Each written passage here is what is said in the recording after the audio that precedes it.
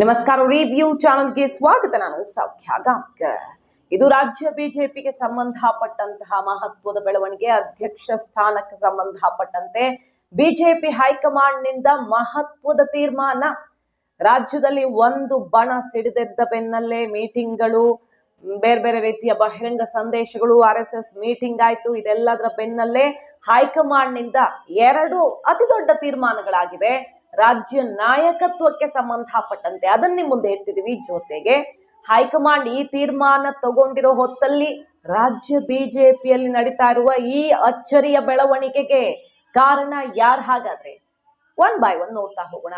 Miss ಮಾಡಿದ್ರೆ ನಮ್ಮ ಚಾನಲ್ನ ಸಬ್ಸ್ಕ್ರೈಬ್ ಮಾಡಿ, ನಿಮ್ಮ ಅಭಿಪ್ರಾಯ ಕಮೆಂಟ್ ಮಾಡಿ ತಿಳಿಸಿ. ಎಸ್ ವೀಕ್ಷಕರೇ, ಮೊನ್ನೆ ಕೆಲವು ದಿನಗಳಿಂದ ನೋಡ್ತಾ ಇದೀವಿ ನಾವು, ಡೆಲ್ಲಿಯಲ್ಲಿ ಸೀಕ್ರೆಟ್ ಕಾರ್ಯಾಚರಣೆ. ದಲಿತ ಸಿಎಂ ಆಗಬಹುದು ಕಾಂಗ್ರೆಸ್ ಅಲ್ಲಿ ಅನ್ನುವ ದಾಳ ಹೊರಡಿಸಿ ದಲಿತ ಅಧ್ಯಕ್ಷರನ್ನ ಆಯ್ಕೆ ಮಾಡಿ, ವಿಜಯೇಂದ್ರ ಬದಲಾವಣೆ ಆಗ್ಲಿ, ಎಲ್ಲರನ್ನ ವಿಶ್ವಾಸಕ್ಕೆ ತಗೊಂಡು ಹೋಗುವಂತ ನಾಯಕತ್ವ ಬೇಕು ಅಂತೆಲ್ಲ ಮೀಟಿಂಗ್ಗಳ ಮೇಲೆ ಮೀಟಿಂಗ್ ಆಗ್ತಿದ್ದಾವೆ.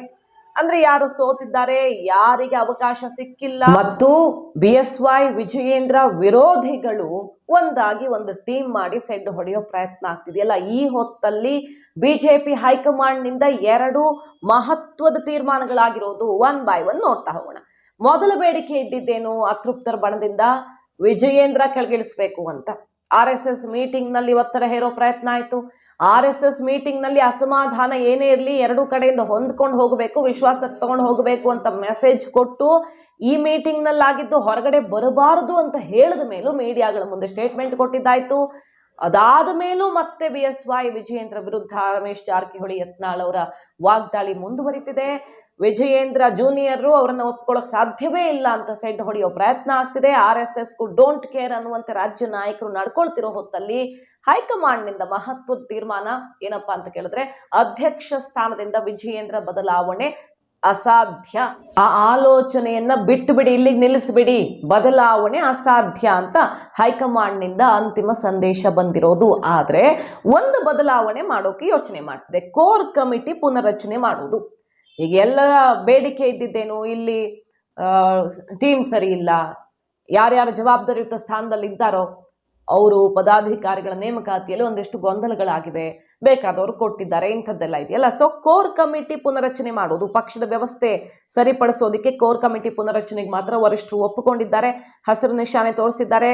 ಈಗ ಸದ್ಯ ರಾಧಾ ಮೋಹನ್ ದಾಸ್ ಅಗರ್ವಾಲ್ ಅವರು ಹಾಲಿ ಇರುವಂತಹ ಕೋರ್ ಕಮಿಟಿ ಸದಸ್ಯರ ಪಟ್ಟಿಯನ್ನ ರೆಡಿ ಮಾಡ್ಕೊಂಡಿದ್ದು, ಅಂದರೆ ತರಿಸ್ಕೊಂಡಿದ್ದು, ಪ್ರದೇಶವಾರು, ಜಾತಿ ಲೆಕ್ಕಾಚಾರ, ಬೇರೆಲ್ಲ ಸಮೀಕರಣಗಳನ್ನ ಸರಿದೂಗಿಸಿ ಎರಡೂ ಬಣಗಳನ್ನ ಸಮಾಧಾನ ಮಾಡುವಂತೆ ಈ ಕೋರ್ ಕಮಿಟಿಯನ್ನು ರಚನೆ ಮಾಡಬಹುದು.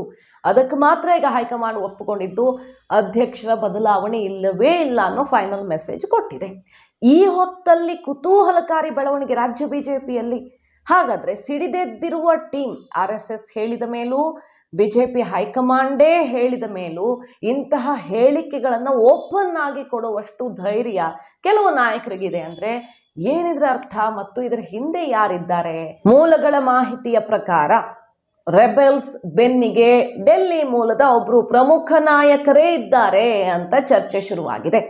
ಹಿಂದೆಯೂ ಇಂತಹ ಬೆಳವಣಿಗೆಗಳಾಗಿದ್ವು ಮತ್ತು ಆದಾಗಲೆಲ್ಲ ಬಿಜೆಪಿಗೆ ದೊಡ್ಡ ಮಟ್ಟದಲ್ಲಿ ಪೆಟ್ಟು ಬಿತ್ತು. ಯಡಿಯೂರಪ್ಪನವರ ನಾಯಕತ್ವ ಇದ್ದಾಗ ಅವರು ಪಕ್ಷ ಬಿಟ್ಟು ಹೋಗಿ KJP ಅಂತ ಕಟ್ಟಿ ಪಕ್ಷಕ್ಕೆ ಅರಗಿಸಿಕೊಳ್ಳಲಾರ್ದ ಆಘಾತ ಆಯಿತು.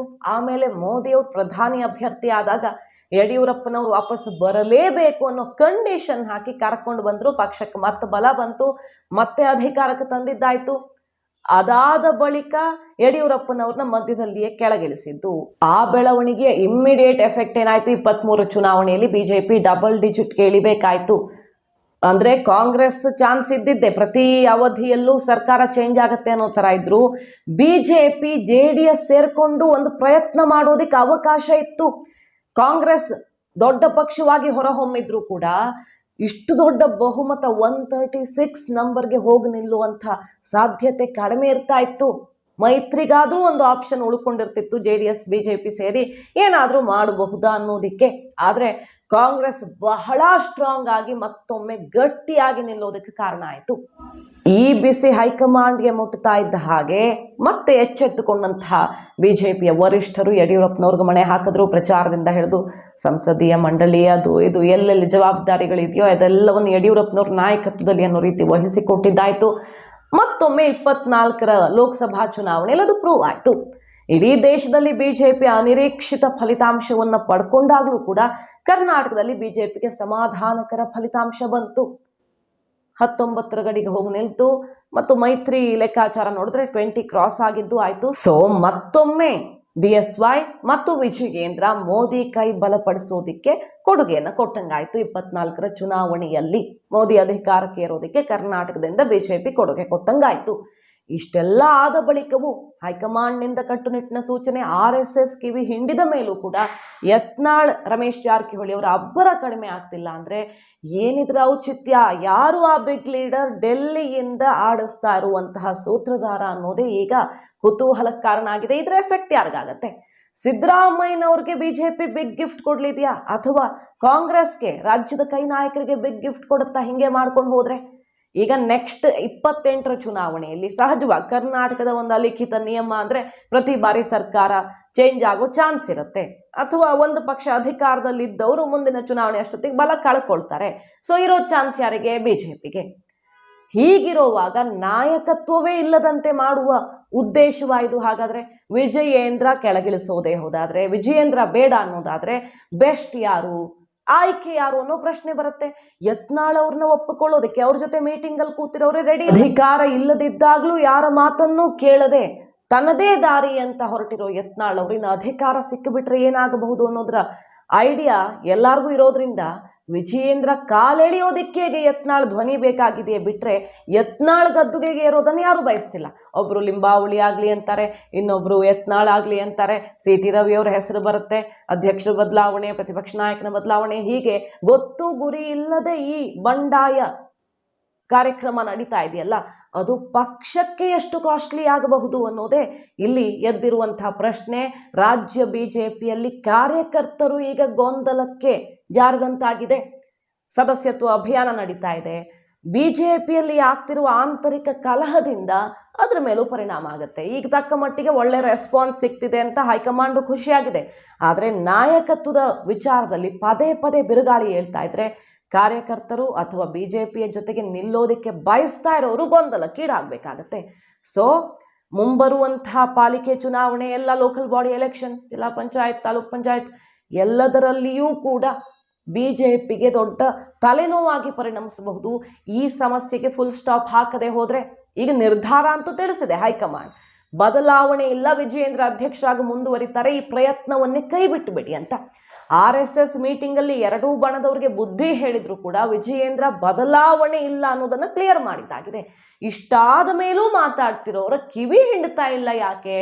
ಯಾರ ರಕ್ಷಣೆಯಲ್ಲಿದ್ದಾರೆ ಈ ನಾಯಕರು ಅನ್ನೋದು ಈಗ BSY ಬಣದಲ್ಲಿ, ವಿಜಯೇಂದ್ರ ಬಣದಲ್ಲಿ ಆಕ್ರೋಶಕ್ಕೆ ಕಾರಣ ಆಗಿರೋದು ಮತ್ತು ಕಾರ್ಯಕರ್ತರ ಆತಂಕಕ್ಕೆ ಕಾರಣ ಆಗಿರೋದು ಪಕ್ಷದ ಭವಿಷ್ಯಕ್ಕೆ ಸಂಬಂಧಪಟ್ಟಂತೆ.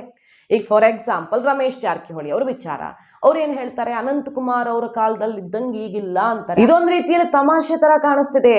ಈ ರೀತಿ ಮಾತಾಡ್ತಿರೋ ರಮೇಶ್ ಜಾರಕಿಹೊಳಿ ಅವರು ಅನಂತಕುಮಾರ್ ಅವ್ರ ಕಾಲದಲ್ಲಿ ಯಾವ ಪಕ್ಷದಲ್ಲಿದ್ರು? ಕಾಂಗ್ರೆಸ್ನಲ್ಲಿದ್ರು. ಇತ್ತೀಚೆಗೆ ಪಕ್ಷಕ್ಕೆ ಸೇರ್ಪಡೆಯಾಗಿರುವಂತಹ ರಮೇಶ್ ಜಾರಕಿಹೊಳಿ ಅವರ ಬಾಯಲ್ಲಿ ಬರೋ ಮಾತುಗಳೇ ಅಲ್ಲ ಅಂತ ಈಗ ವಿಜಯೇಂದ್ರ ಬಣ ಅಸಮಾಧಾನವನ್ನು ಹೊರಹಾಕ್ತಿರೋದು. ಮೊದಲು ಅವರು ಪಕ್ಷದ ನಿಷ್ಠೆಯನ್ನ ಕಲ್ತ್ಕೊಳ್ಳಿ ಅಂತ. ಯಾಕಂದ್ರೆ ಬೆಳಗಾವಿ ಪಾಲಿಟಿಕ್ಸ್ ಅಂದ್ರೆ ಅಡ್ಜಸ್ಟ್ಮೆಂಟ್ ಅಂತ ಕೇಳಿಬರುತ್ತೆ. ಲೋಕಸಭಾ ಚುನಾವಣೆಯಲ್ಲಿ ರಮೇಶ್ ಜಾರಕಿಹೊಳಿ ಉದ್ದೇಶಪೂರ್ವಕವಾಗಿ ಫ್ಯಾಮಿಲಿ ಬಲ ತುಂಬೋದಕ್ಕೆ ಪಕ್ಷಕ್ಕೆ ಪೆಟ್ಟು ಕೊಟ್ರ ಅನ್ನೋ ಆರೋಪಗಳು ಇವೆಯಲ್ಲ. ಮೊದಲು ಅವರು ಸರಿಪಡಿಸಿಕೊಳ್ಳಲಿ ಅನ್ನುವಂಥ ವಿಚಾರನೂ ಕೂಡ ಸದ್ದು ಮಾಡ್ತಿದೆ. ಅಷ್ಟೇ ಅಲ್ಲ, ಆಗಾಗ ರಮೇಶ್ ಜಾರಕಿಹೊಳಿ ಅವರು ಸಿದ್ದರಾಮಯ್ಯ ಪರ ಬ್ಯಾಟ್ ಬೀಸ್ತಾರೆ. ಈಗಲೂ ಕೂಡ ಸಿದ್ದರಾಮಯ್ಯ ವಿರುದ್ಧ, ಕಾಂಗ್ರೆಸ್ ವಿರುದ್ಧ ಬಿಜೆಪಿಗೆ ಪ್ರತಿಪಕ್ಷವಾಗಿ ಭರ್ಜರಿ ಅಸ್ತ್ರ ಆಹಾರ ಸಿಕ್ಕಿರೋ ಟೈಮ್ ಇದು. ಈ ಟೈಮಲ್ಲಿ ಪಕ್ಷದ ನಾಯಕತ್ವದ ಕಾಲೆಳೆಯುವ ಮೂಲಕ ಏನನ್ನ ಸಾಧಿಸೋದಕ್ಕೆ ಹೊರಟಿದ್ದಾರೆ ಕೆಲವು ಸಿಡದೆದ್ದಿರುವ ನಾಯಕರು ಅನ್ನುವ ದೊಡ್ಡ ಪ್ರಶ್ನೆ. ಸೊ ರಾಜ್ಯ ಬಿಜೆಪಿಯಲ್ಲಿ ಆಗ್ತಿರುವಂತಹ ಈ ವಿಚಿತ್ರವಾದ ಬೆಳವಣಿಗೆ ಕಾಂಗ್ರೆಸ್ ಸಂಭ್ರಮಿಸುವಂತಾಗಿದೆ. ಮತ್ತು 28ರ ಚುನಾವಣೆ ತನಕನೂ ಇದು ಮುಂದುವರ್ಕೊಂಡು ಹೋದ್ರೆ ಕಾಂಗ್ರೆಸ್ಗೆ ಬಿಜೆಪಿ ಹೈಕಮಾಂಡ್ ಕೊಡುವಂತಹ ಅತಿ ದೊಡ್ಡ ಗಿಫ್ಟ್ ಆಗಲಿದೆ ಇದು. ಹಾಗಾಗಿ ವಿಜಯೇಂದ್ರ ಬಣ ಹೈಕಮಾಂಡ್ ಮುಂದೆ ಇಡ್ತಾ ಇರೋ ರಿಪೋರ್ಟ್ ಇಷ್ಟೇ, ನೋಡಿ ನಾವು ಕೆಲಸ ಮಾಡಿದ್ದೀವಿ. ಅಧ್ಯಕ್ಷ ಆದಮೇಲೆ ಜಿಲ್ಲಾವಾರು ಒಂದು ಜಿಲ್ಲೆಗೆ 2-3 ವಿಸಿಟ್ ಅಂತೆ, 1000 ಕಿಲೋಮೀಟರ್ಗಳ ಪ್ರಯಾಣ, ರಾಜ್ಯ ಪ್ರವಾಸ ಆಗಿದೆ. 5 ದಿನಗಳಲ್ಲಿ ಪಾದಯಾತ್ರೆಯನ್ನ ವಿಜಯೇಂದ್ರ ಅವರು ಯಶಸ್ವಿಗೊಳಿಸಿದ್ರು. ಮೂಡಾ ವಿರುದ್ಧ ಸಿಡಿದೆದ್ದು ಬಿಜೆಪಿ ಏನು ಕಾರ್ಯಕ್ರಮ ಮಾಡೋಣ ಅಂತ ಕೈಗೆತ್ಕೊಳ್ತಾ ಇದ್ದ ಹಾಗೆ ಅಸಮಾಧಾನ ಪಕ್ಷದಲ್ಲಿ ಮತ್ತು JDS ಕುಮಾರಸ್ವಾಮಿ ಅವರು ಪ್ರೀತಮ್ ಗೌಡ ವಿಚಾರದಲ್ಲಿ ಸಿಡಿದೆದ್ರು. ಇಂಥದ್ದೆಲ್ಲ ಆದಾಗ ಗೊಂದಲದ ಗೂಡ ಕ್ಯಾನ್ಸಲ್ಲೇ ಆಗೋಗುತ್ತಾ ಅನ್ನೋ ಥರ ಇತ್ತು. ಮತ್ತೆ ಮಾಡೋಣ ಅಂತಾಯ್ತು. ಆಗ ತುರ್ತಾಗಿ ಜನ ಸೇರಿಸುವ, ಅದನ್ನು ಅದ್ಧೂರಿಯಾಗಿ ಯಶಸ್ವಿಗೊಳಿಸುವಂಥ ಒಂದು ಸವಾಲಿತ್ತು. ಅದನ್ನೂ ಮಾಡಿ ತೋರಿಸಿದ್ರು ವಿಜಯೇಂದ್ರ.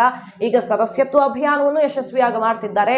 ನಾವು ಕೆಲಸ ಮಾಡ್ತಾ ಇದ್ದೀವಿ, ಈ ಕೆಲಸಕ್ಕೆ ನಮಗೆ ಪ್ರತಿಫಲ ಸಿಕ್ಕಿದ್ರೆ ಸಾಕು ಅನ್ನೋ ರೀತಿ ಹೈಕಮಾಂಡ್ ಮುಂದೆ ವಿಜಯೇಂದ್ರ ಟೀಮ್ ರಿಪೋರ್ಟ್ ಕಾರ್ಡನ್ನು ಇಡ್ತಾ ಇತ್ತು. ಕೆಲವು ಬದಲಾವಣೆಗಳನ್ನ ಕೋರ್ ಕಮಿಟಿ ಅಲ್ಲಿ ಇಲ್ಲಿ ಬದಲಾವಣೆಗಳನ್ನ ಮಾಡೋದಕ್ಕೆ ಹೈಕಮಾಂಡ್ ಒಪ್ಪಿಕೊಂಡಿದ್ರು.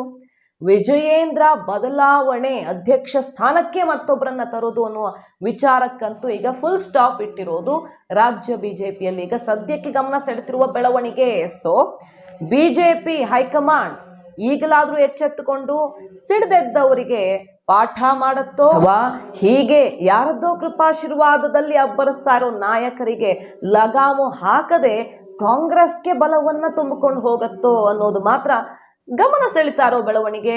ಯಾಕೆ ಹೀಗಾಗ್ತಿದೆ ಬಿಜೆಪಿಯಲ್ಲಿ, ಕರ್ನಾಟಕದಲ್ಲಿ ಅಂತ ಮಾಹಿತಿ ನಿಮ್ಗೆ ಇಷ್ಟ ಆಗಿದ್ರೆ ಮಿಸ್ ಮಾಡಿದ್ರೆ ನಮ್ಮ ಚಾನಲ್ನ ಸಬ್ಸ್ಕ್ರೈಬ್ ಮಾಡಿ. ನಿಮ್ಮ ಅಭಿಪ್ರಾಯ ಕಮೆಂಟ್ ಮಾಡಿ ತಿಳಿಸಿ. Thank you.